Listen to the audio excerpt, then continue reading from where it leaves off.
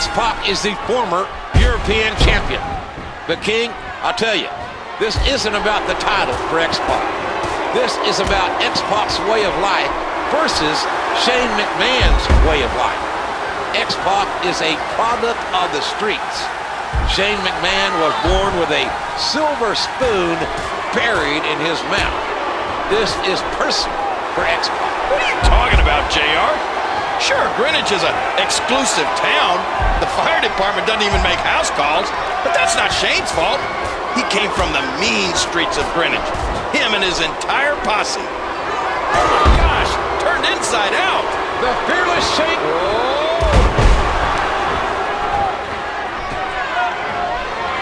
Shane and X-Pac finally one-on-one. We thought we were going to see this last week in the street fight, but the mean street posse showed up. Can Shane ever fight a battle by himself? What are you talking about? Shane fought so many battles by himself on the mean streets of Greenwich. Look at the intensity as they lock up. It's Triple H. Oh, I knew this was going to happen. I knew X-Pac couldn't win this on his own. There's that. Uh-oh. Triple H has him. No! Oh, no! Triple H has turned. Shane's got him.